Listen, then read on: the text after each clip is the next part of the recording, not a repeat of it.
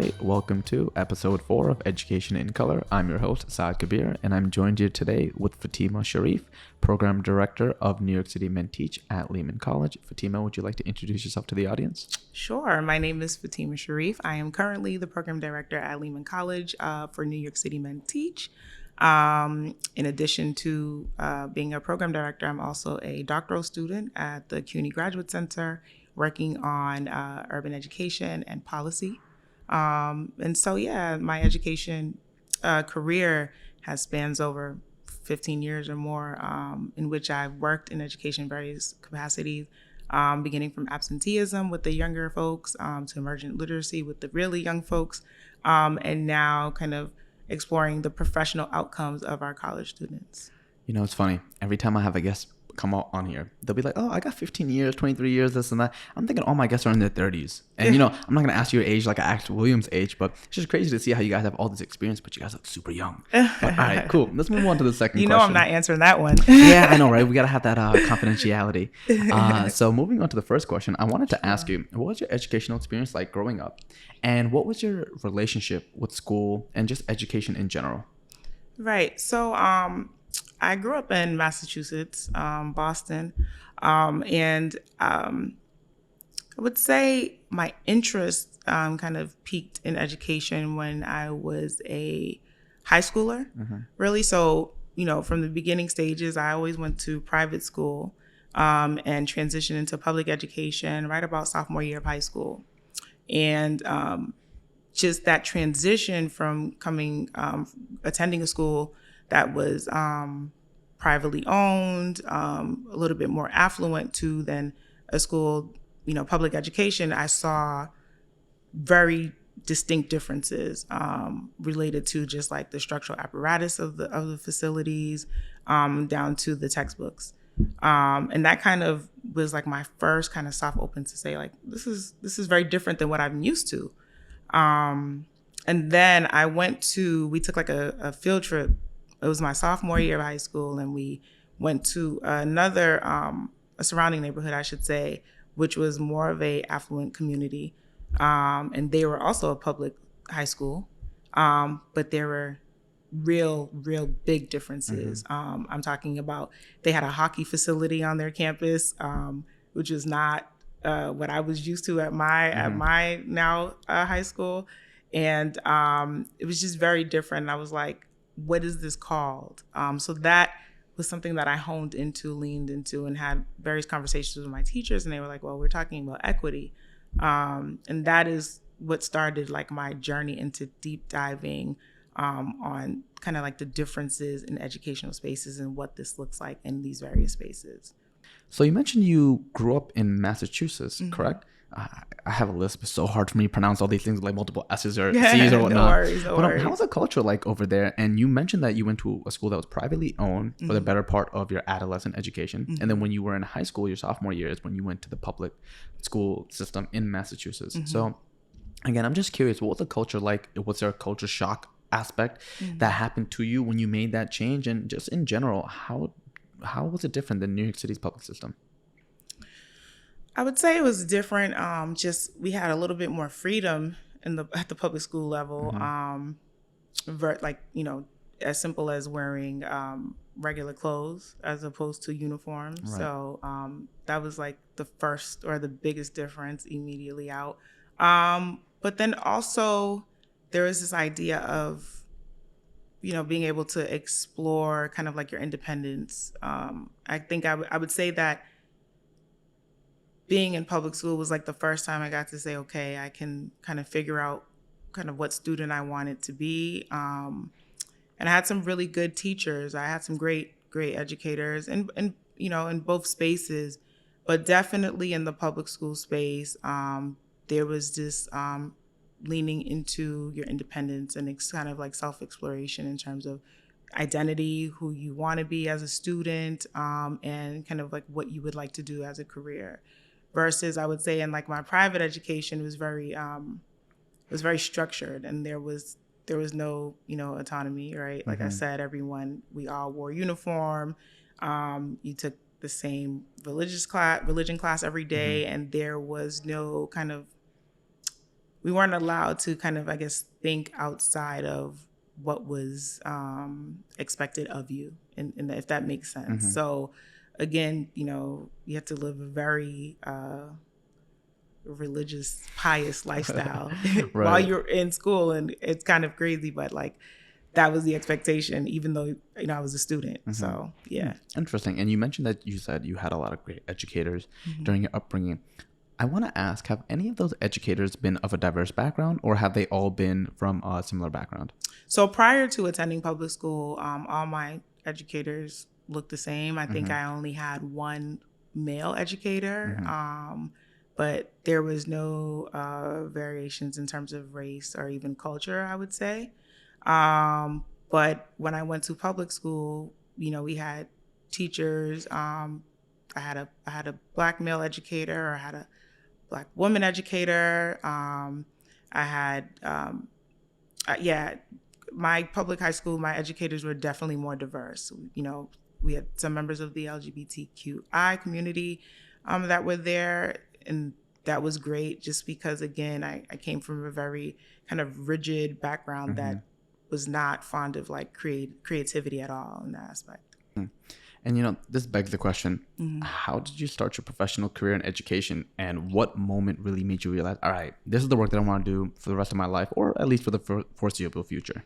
So I think I touched on it a little bit when I was talking about this idea of equity and seeing that there were a lot of differences in the space of affluent communities, affluent public high schools versus schools that weren't as funded as these communities, right? And so just honing in on that, like saying, okay, there is something here, there's something different. It sparked my interest. During the summers, I would always do like summer camp counseling, typical kind of like high school jobs. And, you hear students talking about school, and some of them like, oh, I dislike this teacher, or I love this teacher, which then led me to kind of question like, so what is it that drives students to kind of want to attend school? What is it that interests their students in liking or disliking a teacher? What is it about this? So there were different questions that kind of like percolated throughout my experiences. And what made me lock in on and kind of being like an educator, or committing myself to this path of being an educator, was this idea of like change, right? So if I'm noticing these differences, who's responsible for changing these things or implementing these structures and or systems that create an atmosphere for students to thrive and or not do as well as they potentially could. Also just kind of, again, that idea of like, what makes students, who's responsible for hiring, what makes students interested in a particular teacher, or, not interested in a particular teacher. So those are the type of things that kind of like, I was like, I kind of want to explore this further. And I think that the only way to explore this further is to, I don't want to say be part of the system, but like, do I want to be an educator? Right. Like these kind of questions again percolated. And that's what made me say, all right, there's something here, explore this in undergraduate studies, and then obviously graduate studies and beyond. And so I guess, what was that? And it doesn't have to be like a singular moment or the accumulation of moments. What kind of led you to dig deeper, to learn more about said topics? So again, I've always been attracted to understanding the why. And so it was that accumulation of moments, but then also me really trying to find like a real answer to why are things or educational systems operating in this way. And so, when I was doing my undergraduate studies, I did developmental psychology because like, is it more individual based, right? Like what is the driving force or motivation behind people being people, right? And then in graduate school, I majored in developmental psych with a focus on adolescent risk and resilience. So what makes, students resilient towards the many risk factors that they face? So that was really interesting for me. That's what I studied. And then I began just working in the field And then that's where I explored issues like absenteeism. Like, okay, what are the risk factors associated with absenteeism? What are the outcomes associated with absenteeism? And then I said, I kind of have an interest in like the older students, college students, again, this idea of resilience. So for a lot of these students that have experienced their trials and tribulations, what has prompted them or propelled them to now make it to college level? And that's when I decided to transition into higher ed, and then also ultimately accepting a position with New York City Men Teach. But prior to that, I had done some work as a project manager. In that capacity, it was like program development. And so again, leading into NYC Men Teach, being a change agent was very much at the forefront of what I wanted to do. And I guess in that, I want to be a change agent, it was very, very important for me to look at what types of changes I wanted to make, right? So whether it be funding for students, is that a reason why students aren't able to commit to coming to class? Again, I had done some work in absenteeism, so funding was a big thing. Like, at 14 in specific states, students are able to work. So is that why they're not going to school? Does this carry over into college? Are students not attending courses because they have to need to make money or don't have enough funds, et cetera? So, all right. So you mentioned that. Or you mentioned the term change agent, and that's something I actually want to dig a little bit deeper into. What does it mean being a change agent for you, and how are you furthering the work by being a change agent, or as I would like to call it, a disruptor in the field? So for me, being a change agent is bringing something different to the table that advances the voices of those who are most marginalized. And in this context, marginalized in the field of education, right? And so that's why I engage in the work in the way that I do, by being creative, by, I guess even, I think I said before, pushing the envelope, right? So, if you're saying, you guys can take a trip in New York City, well, let's go to DC. And next I'm going to say, let's go to Africa, right? But then also, creating opportunities that advances and center our students, right? And so whether it be creating opportunities for students to become employed, or hiring them to give them some extra funds, within my budgetary limits, or, just again, creating opportunities for our students that may be looked upon as not traditional, or maybe, stepping away from, the norm, right? So that to me is what being a change agent is creating opportunities for those that you are intended on centering. But then also just disrupting the way things are done that, to me may not make sense, right? So if there are barriers in place, I'm going to make noise about it. I'm going to reach up to the higher ups and say, like, this doesn't make sense.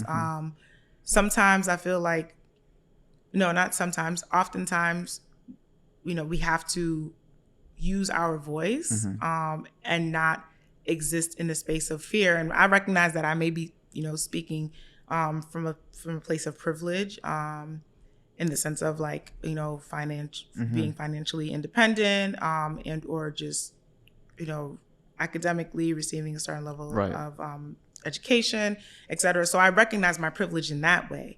But and because I recognize my privilege in that way, I feel a little bit more emboldened to speak out against things that I don't see right, or question policies that are in place that I feel like are barriers, or just not conducive to creating environments that will encourage our students to thrive, or creating environments for our students to thrive in. And so, being a disruptor is very much using your voice, leveraging your positions of power in the ways that you can. I think for me, that's like, I think we've had conversations about this before, but even with me getting my PhD, I wouldn't necessarily say that it's, I guess I'm committed to it, but I don't necessarily know if my desire for it was to be seen as like a leading scholar, as much as my drive for attaining my PhD is to kind of satisfy that criteria that's expected of me, and and having a seat at the table, right? Right. And I feel like, I've often gone back and forth about the question of like, is it possible to disrupt systems from within or outside of the system? And I've come to the realization that that question isn't a or question. It's more of a and, right? So I think it's important to do both, right? If we're talking about making true change and or committing ourselves as educators to being change agents, we have to be able to position ourselves to not only sit at the table and be a voice or have presence there, to push for equity, but then also we have to work on disrupting from the outside as well. So encouraging our students to then get in those positions of power, encouraging our students to become educators, encouraging our students to just engage in the process of taking on the responsibility of being change agents themselves. So yeah. So you've mentioned the work that you do, and you've talked about the work that you've done, but I want to ask a little bit more specifically, what exactly is the work that you're doing at New York City Men Teach as a program director? So with my students, I really spend a lot of time just talking about their individual goals, right? And so if they want to be educators, what needs to be done? Just at a very basic level, like what do we need to do right now? So almost that idea of like short-term goals and long-term goals. But what is the work that we need to do right now? So if it's passing the class that you need to take, that you're taking, excuse me, let's focus on passing the class that you're taking. What are some issues that you're having? Have you reached out to the professor? If you're doing well, is there another class that you need to take in order to satisfy your requirements for your major? So again, meeting with those students to have those like very like in-depth conversations about where they are academically right then and there. And then this idea of like long-term goals, like what do you want to be? So when you become a teacher, what is it that you want to do? Right? Do you want to teach, what is the specific age group that you want to teach? Have you thought about ed leadership? Is that something you're considering? Do you want to be a grant writer? Like what beyond this lens of being a teacher do you want to do? And if being an educator is all that you want to do, that's great. Right. So let's make sure that you have all your certifications lined up. Do you want to do any extensions and tie that onto your initial license? And so working with those students in a very hands-on and intentional type of way is literally the work that I do. And that's wonderful because from a lot of what you're saying, it does seem like kind of like, how the NBA has those coaches. You're kind of coaching them and trying to make them succeed in whatever path they want to take. If they want to be a teacher for the rest of their life, cool. I'm going to try to assist you the best way I can to do that. You're interested in ed leadership, you're interested in higher ed, cool. I'll try to segue what you're currently doing into that in the future. So that it's actually very beneficial. I'm even going to challenge to say I'm not making them do anything. They're making themselves do all the work. Right. So I'm just trying to be there, like it's like to like guide them through the process, an right? Assist. Like you talk about basketball, so I'm an assist. Right. I'm giving you the bounce pass. You're taking the ball and you're driving it to the hoop. So that's literally. I just love working with students. I love engaging and building. And then, sometimes we get caught up in fulfilling the obligations of the actual work, right? But our students are phenomenal. Like just in general, we have artists, we have poets.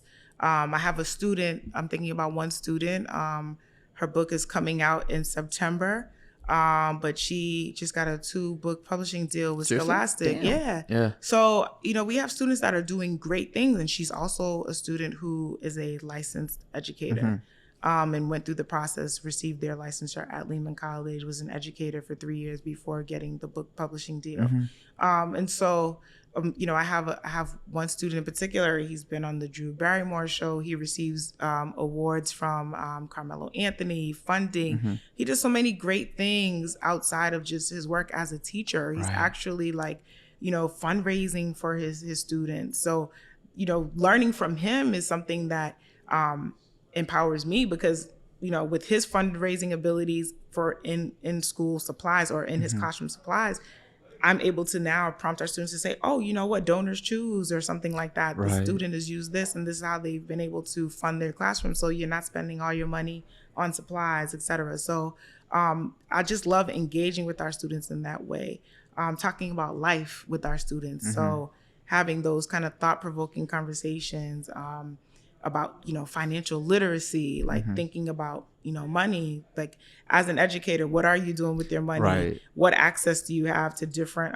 programs that being a New York City employee looks like, et cetera. So there are so many different things that we discuss with our students, but it's definitely just part of the work that I do. So that is the work that I do, engage with my students to kind of see where they are, and expand upon where they are as well. Like a very holistic view of education, right? Like looking at it from the top down, making sure that you're not just focusing on content. Cool, we're going to help you become a teacher, but what is motivating you to do this work, right? Mind, body, and soul, actually teaching them in that. And I do really appreciate that, because oftentimes I've noticed a lot of students, especially students who come from ethnic backgrounds, and especially students who may come from, I want to say, different socioeconomic backgrounds as their peers. Because in college, you're going to school with people who come from all different economic backgrounds, whereas through K through 12, you're kind of confined, so to speak, within the confines of your geographical location. Therefore, most of the people you'll be going to school with, well, 9 times out of 10 have the same socioeconomic status as you. So then you being cognizant of that fact, and then I love the humility in your answer too, where you're like, oh, you learned a lot from your student and the fundraising efforts. That's great too, because it shows that no matter who we are, no matter what we're doing, we could always stand to learn something from each other, because the exchange of knowledge is just that, the exchange of knowledge. It doesn't matter if somebody's your quote unquote student, or there's somebody that's underneath you and you're the manager of it. You can stand to gain a lot from the participants. Never underneath me. Oh yeah, you're right. Never underneath. But students that are like, you know, I think we have our students, you know, CUNY, the culture of CUNY is we have students that are, you know, first generation college attendees, students that have been, you know, teaching in other countries and have to transfer their licensing credentials to New York City, but may have to retake some classes, et cetera. And I have students that are career switchers, so they're a little bit older in their tenure, and they've come back to kind of just, they would like to be educators. And so what I've learned throughout this journey is that education is not a race, right? And so there's no like finish line that you need to hurry up and get to. We're literally lifelong learners. And I know that sounds like so cliche or generic to say, but that's really the truth. Like we're lifelong learners, you know, and our students, they come back, they get certified at you know, whatever age that they feel the desire to get certified at, and they have something to offer to our students, and we can't forget that ever. That actually drives me to my next question, which is, how did you become familiar with New York City Men Teach at first, and what prompted you to work with the organization? Okay. So I had already been working on a grant that was looking at recruiting educators and getting them certified to enter the teaching workforce.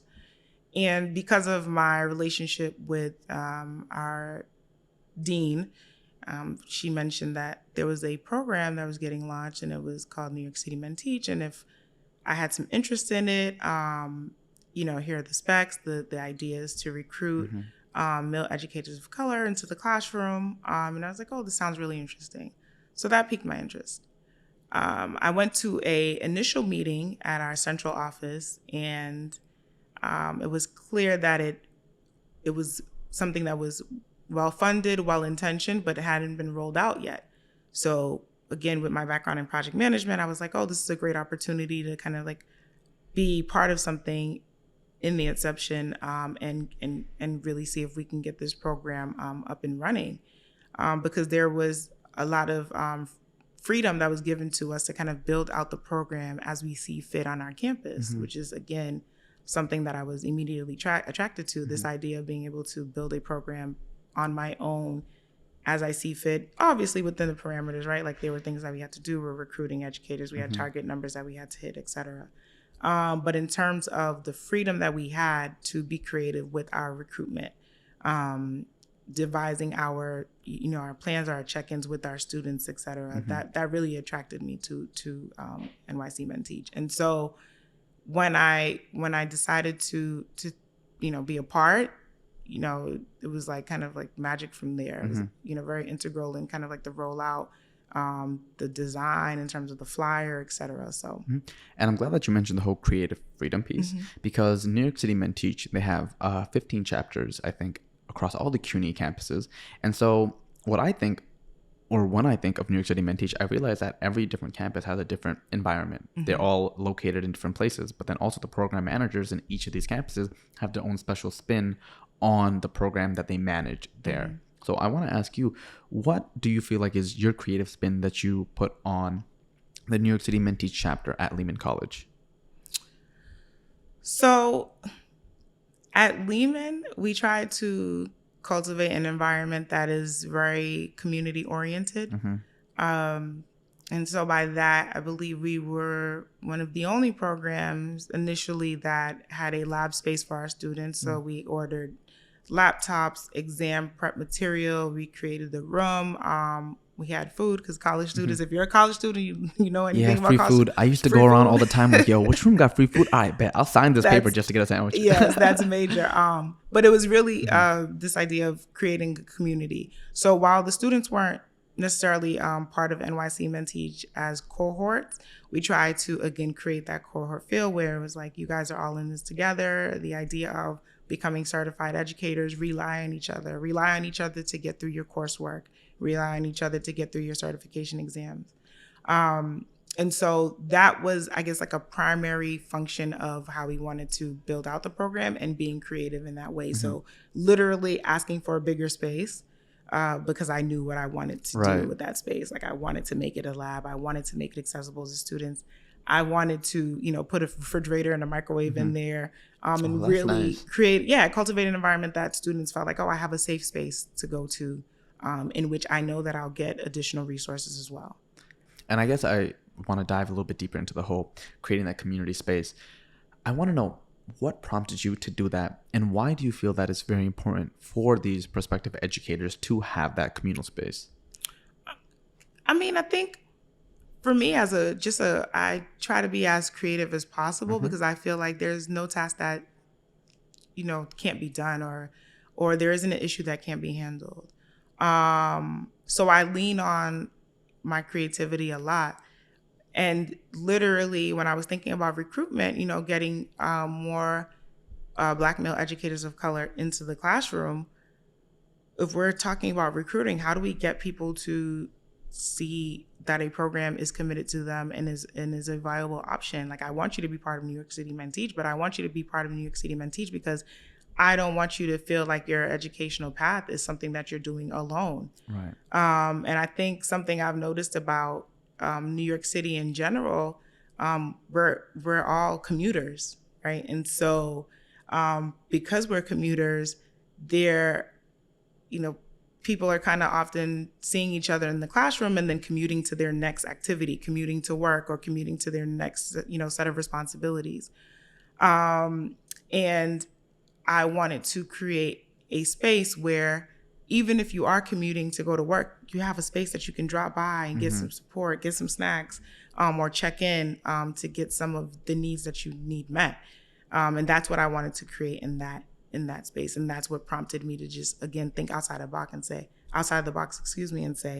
what are some ways that we can foster a relationship between our students? I'm pretty sure the snacks in the microwave came in clutch, because when I went to City College, and no shade for anyone who goes to City College, but the microwave lines, it was super long sometimes during lunch. And just to have a space where you do have that snack and, no microwave line, but then you're able to mingle with all of the other candidates and prospective teachers in that program, then it just gives you that sense of, again, that community feel. And I feel like it's a topic that we've talked about a lot in the prior episodes as well, but I think it's such a pivotal, I want to say, aspect in education, because when you think about education, you're not siloed away, because if you were, then a robot could teach a kid. Right. But in reality, you need to understand the value of community. So I really do appreciate the fact that that is one of the steps you took in the beginning as a program manager. But now moving forward, how have you seen the program changed at Lehman? Let me rephrase that question. How have you seen the program change in Lehman College since your appointment as a program manager there? And what would you like to see more of in the future? Our program has evolved from being something that existed in kind of like this esoteric space, again, like of just, we need more Black male educators of color in the classroom. And here's an initiative, and, you know, you have freedom to design and or do whatever it is you see fit with the program, to something that is a little bit more structured, in the sense of, we have infused a bunch of community engagement activities within our programming. So for those that don't know, students are, you know, expected. I don't necessarily like to say required, Right. just because it feels like I'm not your mom or your dad, you know. But we have, you know, students are expected to attend at least 2 to 3 events per month, and making sure that those events are engaging, but then also things that students can relate to, right? I like our students to leave with something tangible. So whether that's application information, exam preparation, workshops, those to me feel like resources that are more tangible, that are applicable to their life immediately, you know, if not sooner, right?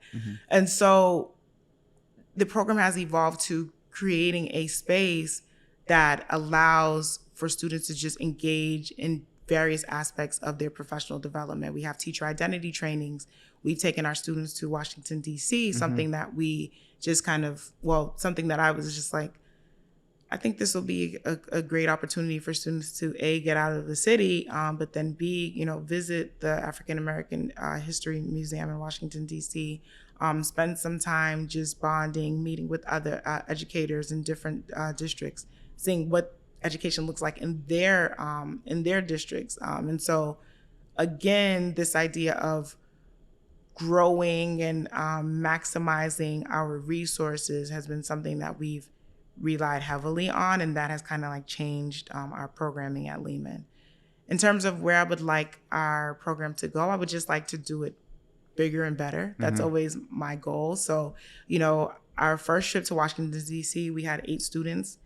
Our second trip, we had two buses, filled of students, so approximately 60 students. So now I'm looking to expand that. You know, we want all of our NYC Men Teach program students to attend. Again, just maximizing some of those opportunities for our students, and having access to more resources, eliminating more barriers, and giving our students experiences that will last with them as they transition into becoming educators. You know, when you were mentioning the whole Washington, D.C. trip in the beginning, I was like, all right, I'm a little salty. She didn't invite me. Then you're talking about how you did multiple trips. I'm like, all right, now I'm extra salty. Yeah. But then the fact that you mentioned that you want to do more, cool. Invite me for the next one, because if not, got you. I'm going to be tight. I got you. As long as we get the funding, we're there. You know, that's the other thing. What, I guess, propelled you or compelled you to take those trips to Washington, D.C., what type of value did you see in those trips? Because I know that you mentioned that you like to be very creative and you thought out of the box for a lot of the initiatives that you did with the program. So that just seems very interesting to me, because that does make sense, right? Taking them out of the city, especially a good amount of people who have been born and raised over here, maybe have never seen outside of the 5 boroughs.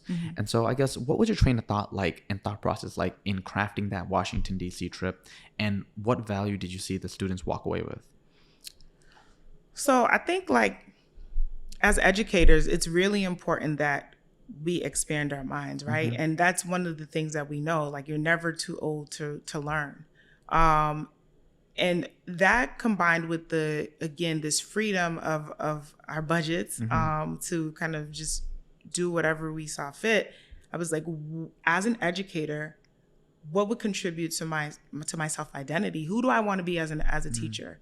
And so going to Washington, D.C., visiting the African American History Museum, learning about just like the history, being surrounded by greatness, looking at the trials and the tribulations that have occurred to achieve that greatness. And then also meeting with other educators to see that this is beyond a New York City, I'm a public educator field. There are other educators in different states that are engaging in the work differently. What does that look like? Are those things that can be incorporated into the work that I do? So for example, when we went on our trip, we had a student who, he had never even been outside of the Bronx. like, I mean, I'm not necessarily Bronx, but New York City, I Right. should say. Had never been outside of New York City. And was like really excited, like, oh, I've never been outside of New York City. I'm excited to go to Washington. We go to Washington, D.C. We go to the museum. I think we did some escape room challenges, yeah. or and then we also met with a school, like a I don't want to say it was the Parent Teacher Association, but it was like kind of like the school community meeting. So we had the Parent Teacher Association there, in addition to the actual classroom teachers there, and the principal, and they were engaged in a workshop, and they invited us to be a part of it. In any event, this particular student went and had such a great time that they then went back to their camp, right? And they were like, doing high school summer camping before they transitioned to their full-time, a new teacher job that September. But they went back and organized to take their students out on a trip. Okay. And I thought that was really cool, because it was like they were able to do something transformative with minds that were much younger, right? And so this college student was early 20s, and now they were able to take what they learned from that trip, attend a trip with students who were, I believe they were ninth graders. So just that idea of being transformative is what kind of fuels or prompts that creativity. The idea of having flexibility with your budget, right? So I'm like big on just like dismantling structures and systems, and not necessarily I shouldn't say dismantling in a negative way, but just changing, or, like really trying to infuse and incorporate change into the work that we do is primary. So having that freedom and flexibility, we're like, oh, we don't have perimeters for our budget, right? All right, let me just push the envelope a little bit, right? And it makes sense too, because when you think about it, it's like a trickle down effect, right? With the experiences you wish you had as a child, then you relay that onto your students. But then your students, now you see they're of an older age, they're in their 20s, and they're going to be educators. But because now they've had that experience, they will then want to relay that same type of experience to their students. So it's just getting progressively younger and younger that we're able to give them these experiences that we never had. But it's not like we're crabs in a barrel pulling each other down after we've moved up. It's okay, I've understood that I didn't have X, Y, and Z privilege, but I did have these privileges. So now let me use my current privilege to help out people who are going to come after me with the hope that they do the same thing. And it just creates like a ripple effect, right? Yeah. And I wouldn't even necessarily say like help out as much as it's just engage, right? Because I don't necessarily subscribe to this idea that the work that we're doing engages in work of helping, as opposed to work of engaging and work of empowering, because I truly believe that all students are gifted, and it's tapping into those gifts. It's tapping into allowing our students to, or maybe I should say, exchanging thoughts and ideas with our students, for our students to know that they have someone in their corner. When we talk about social justice, what does this look like in the classroom? What does this look like in their community? And so this idea of expanding minds and engaging with young minds is great, and it's something that fuels me every day to do the work that I do. And, just one thing I want to mention before we move on to the next question is you mentioned the whole escape room thing. I suck at escape rooms because I think everything is like a hidden thing. So I just break everything in the escape room. The first time I went to an escape room, I basically kept breaking things until the people came in. It's like, you're not supposed to be breaking all those things. Well. See, this is why you're not coming to Washington with us, because you break things. You know what? Next thing you know, they're going to be like, we're going to have to keep him behind because there's X amount of damages. Fun fact, though. Yeah. Fun fact. We actually, we broke into, I think it was like 4 groups. 4 or 6 groups. I think it's 4 groups. But in any event, one of our groups actually broke the record for the quickest escape in the room. Dead, yeah. So I don't know if that record is broken, but I mean, that was obviously, before the pandemic. So what's funny? Very fun fact. As you're saying that sentence, you're like, oh, our group's broken too. And I'm like, wait, you're talking about like a heist? And then I'm like, oh, okay, broke the record. All right, we broke the record. We didn't break into anywhere. So, I was thinking about, what's that Nicolas Cage movie? The one where he did the Declaration of Independence. Either way, moving on to the next question, I want to ask, walk us through a day in the life of a program manager, because I'm assuming that everyone has their different objectives in the day. But you being the program director at Lehman College, just walk us through typically what does a typical day, a week look like in terms of your organization, and what you're trying to help your participants with. I mean, typically, I'll just do it by week because, typically in a week, we're handling logistics, right? So you have your meetings, I'm very big on just creating a list. So I like to cross things off on my list of things that need to get done. But, just like logistical things, we have meetings with students. So we're checking in constantly. And I spend a lot of my time thinking about the what's next. So in a typical week, if we're not checking in with students, we're hosting events. If we're not hosting events, we're attending events. And then if we're not doing any of those things, we're literally working on the next project that needs to be done and or the next workshop that we can do. So this ties in, I guess, with my next two questions, and I'll just fuse it into one question. Or actually, that's too complicated. So I'm just gonna make it two separate questions again. It's all good. But what have been some of the high points and some of the low points of being a program director in terms of challenges that you faced and how you overcame said challenges, and then also some of the moments where you felt the most, I want to say, proud about the work that you've done at Lehman?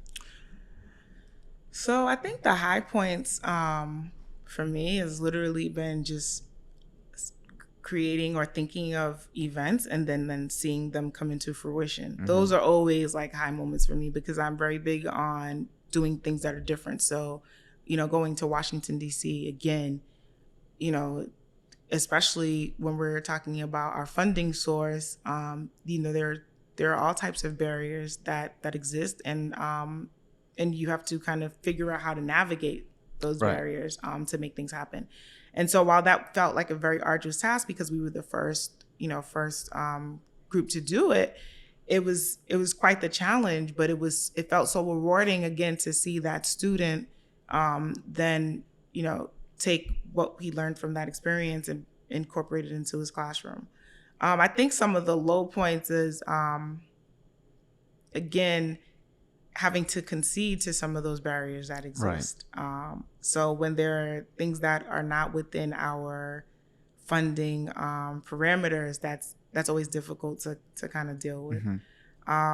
So anything that can't be done because of literal a budgetary constraint is just always a low point. Kind of like, the circle of control, whatever's in your immediate circle of control, you can control, but then whatever is not is kind of like, I can't really control there's not the much I can do about that. Mm. Exactly. Literally. So yeah, so those, anything again, budget related, I should say, that, cannot, get through a barrier is difficult for me. And, speaking about challenges, what challenges have you noticed for the participants in the New York City Men Teach chapter at Lehman College, in terms of you've probably met a whole crop of students, freshmen, sophomores, juniors, seniors, and they're all getting ready to go into the education field. What have you noticed to be the number one trend or the number one challenge that they've faced before even going into the classroom? So there are two. So one I would say is there are financial barriers that exist for our students. Whether it be their inability to pay tuition and or their inability to focus or commit wholeheartedly to their education because they don't have enough to meet their daily needs, right? So, rental assistance, et cetera. There are things that kind of impede the process of my students being able to commit in a timely way. And so I would say just finances are the first layer of barriers. The second I would say is just their certification exams, which again can be tied to finances. At one point, it was almost $1,000. I'd say $900, but round up, almost $1,000 to become a certified educator in New York City. I'll give you an example. One exam, the EdTPA, before it was canceled out, or I should say phased out, was $300. Right. So that's just one certification and then exam. you got the CST, the EAS, and and if you have to take 3 parts of the CST, $134, $90 each. And then also assuming that you're able to pass it on the first time, it's $900. But if you aren't able to pass it on the first time, we're talking about more money. And then the second, in addition to I think exams were identified as the second barrier, but then like actually passing those exams. Right. So at Lehman, we invested a lot of time into hiring. We actually hired some alumni to conduct workshops for our students.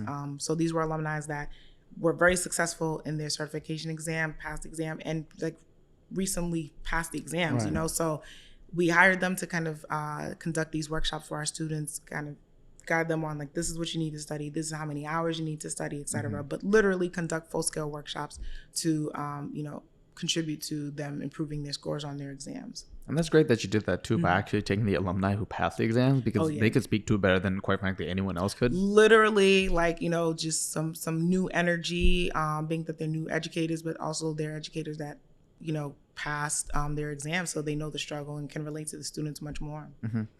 And this does drive me to my next question, which is, during your tenure at New York City Men Teach, what has been one of your proudest accomplishments? Because I've noticed that with a lot of the work you've been doing at Lehman College, it's been focusing a lot on the communal aspect of education. And it does seem like, just from the outside looking in, that there is there is a strong sense of community within the Lehman College's New York City Men Teach chapter.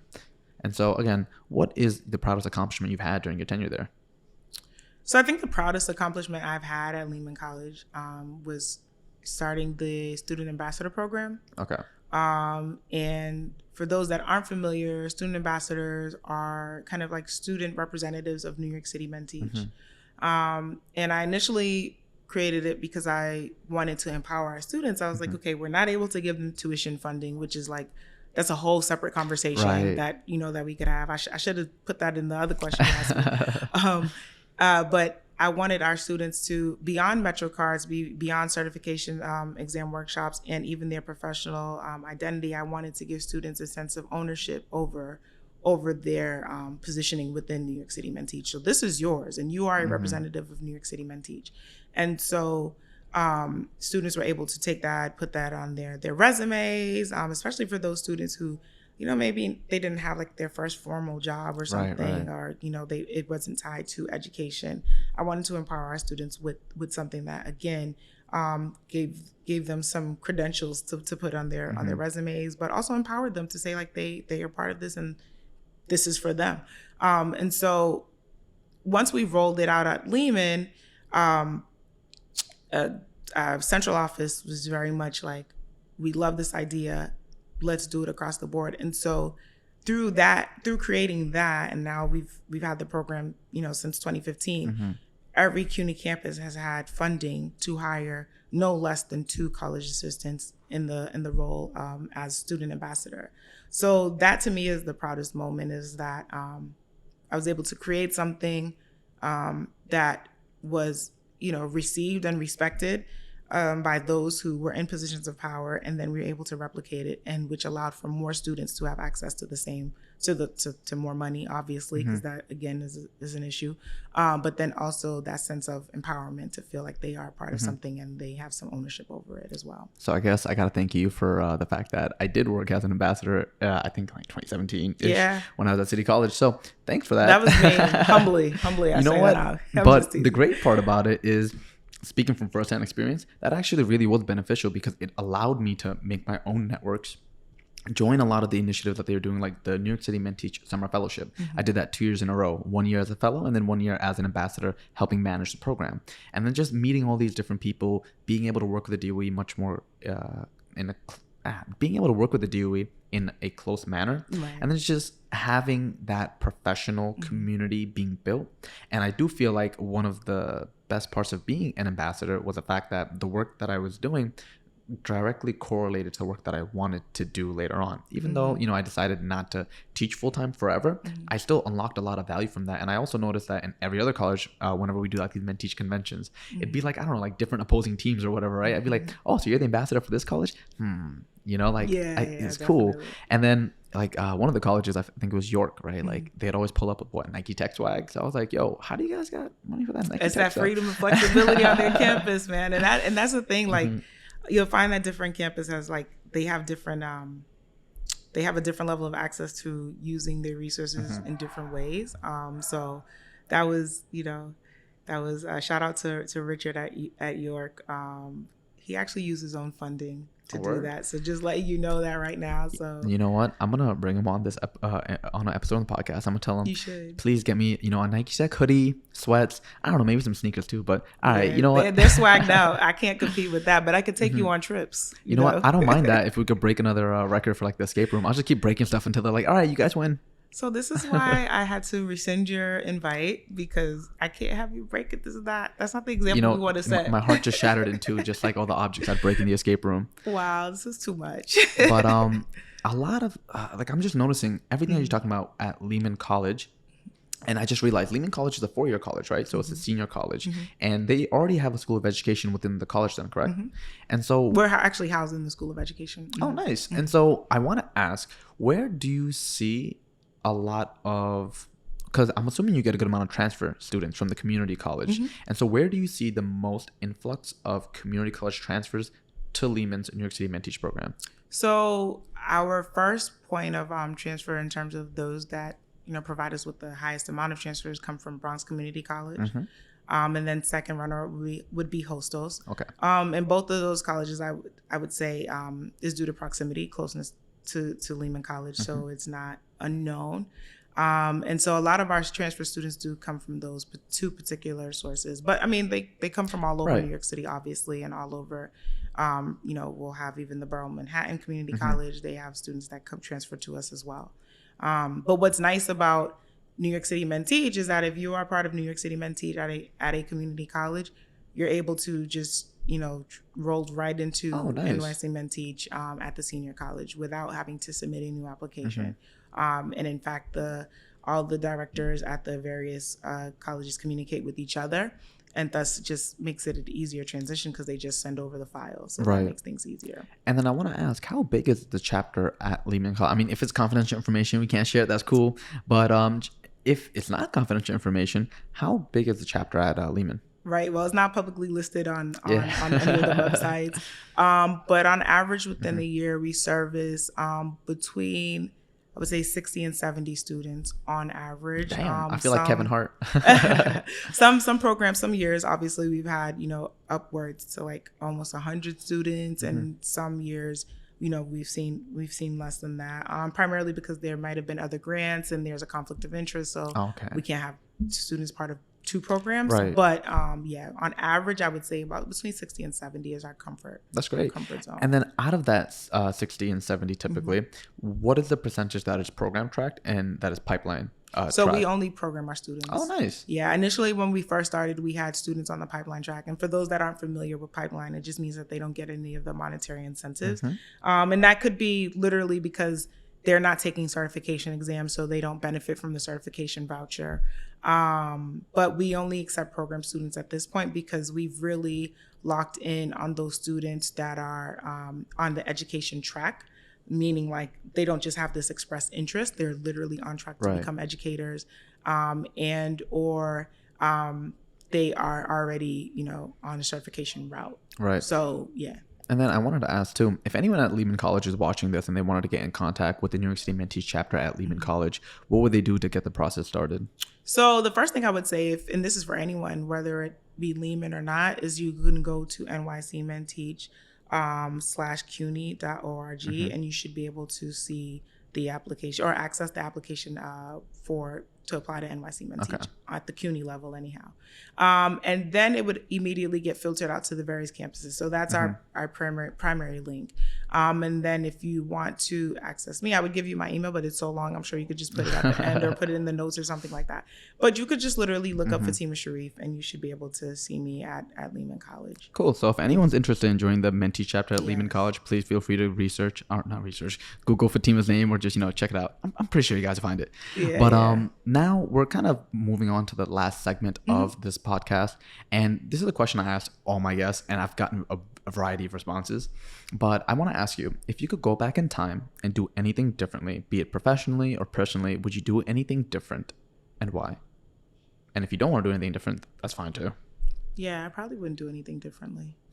I feel like all my experiences have led to me being successful, but be engaging in the work that I do with purpose and intentionality. So again, if there are barriers that I've, experienced, in various levels of my history, I've been able to kind of look at my positioning now and say, okay, these are the barriers that I've come up against. Okay. How did I navigate this? And, or if I'm the person that's having a seat at the table, how do I eliminate that? So there really isn't much that I would change from my professional and or academic background. Now with me working on my PhD, I think the work that I do with New York City Men Teach informs how I even go about conducting research and participating as an academic, so. And that was supposed to be the final question, but you mentioned PhD. So now I'm going to have to ask, what are you doing your PhD in? And, well, I don't know too much about like the whole research aspect of it, but I guess what are you centering your research for your doctoral degree on? That's actually a great question. So I'm getting my PhD in urban education and policy. And a large part of my work is focused on equity within diversity initiatives. Okay. And basically structural barriers and how do we approach that work. So, incorporating the work of CRT, also known as critical race theory, also known as CRT, the radical care framework by Dr. Rosa Rivera McCutcheon, and just, again, centering the voices of those who are most marginalized in the field of education. Nice. And I wish you all the best in that doctoral degree. If you ever do need help, like getting one of my mentors. Writing papers? Well, no, not writing papers. Like, it's not called plagiarism. That's called, no. Actually, Richard offered to be my ghostwriter. So you know what? Maybe we'll work something out. I have a conversation with Richard. No, if you ever need any assistance with like sourcing like candidates. I don't think we're supposed to say that on camera. On camera. And it's okay. Richard said it too. I don't think you're supposed to say that. I could be like the Drake, and Richard could be my I don't know who Drake's ghostwriter is, but either way. Wow, that was a shot. What? Okay. No, it's not. Okay. Basically, the reason why is because one of my mentors in college, she actually did her PhD as well, and when it came to defending the dissertation, when she had to actually write the, I guess, research, the whole lengthy thing, you had to source a lot of candidates for that, and that's a process that I always found intriguing because as a PhD candidate, you're already somewhat limited, because she was telling me that while she was doing her PhD, she couldn't work at other organizations. Like she was getting like a scholarship from the university, but she couldn't work at any other university. So it kind of stifled her financially. So then she had to work within the confines of a very small budget to even source those candidates. And so I guess how's that like though for the research part? Is your research going to involve actually getting participants, or is it more so like a overarching research that wouldn't involve participant involvement? No, I mean, I think for me, I'm not receiving a university scholarship just because I work for CUNY, and CUNY is essentially, they have great benefits and is essentially paying for my PhD. Oh, okay. And so I'm able to, because I'm studying diversity initiatives and New York City Men Teach is at the center of the initiative I am studying, I have kind of access.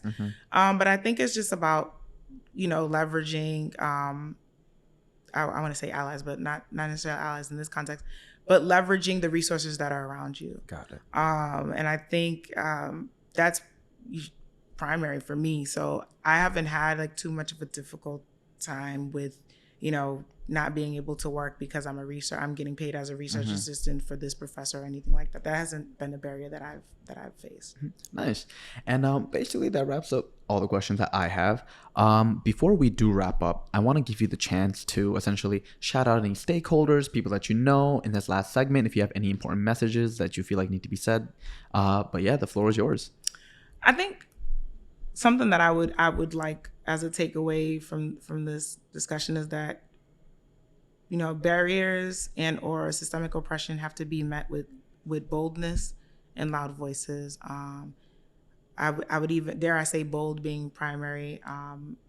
And that is because in order to change or disrupt a system that isn't working, you have to be courageous enough to approach that system with what you see as right, with your voice.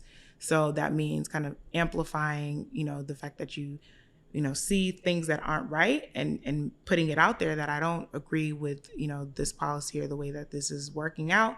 What are the ways that we can change this? How can we change this? So I would definitely say just, meet any resistance with boldness and see if there's a way that you can kind of disrupt. And it's so funny. Every single episode, I always have this. My guests always say one statement, one quote that I'm like, all right, that's a money quote right there. And that was the money quote right there. So I wish it was more eloquently stated, but it's okay. I'll rock with it. So with that being said, and wrapping up with such a beautiful end quote, that does wrap up episode 4 of Education in Color. I'm your host, Saad Kabir. I was joined by Fatima Sherif, the wonderful director at Lehman College. So again, if you're interested to join the New York City Men Teach chapter at Lehman College, please feel free to reach out. We'll have her, does Lehman have an Instagram page? I sure don't. Well, you gotta make one. We have like the Instagram tagline pop up in the bottom. So you know what? We'll just have your name pop up again with the title and maybe drop in the email so they can email you and bombard you. Yeah, that's better. You can, yes. But with that being said, that does wrap up episode 4. Take care, guys. We will see you next time for episode 5. Thank you.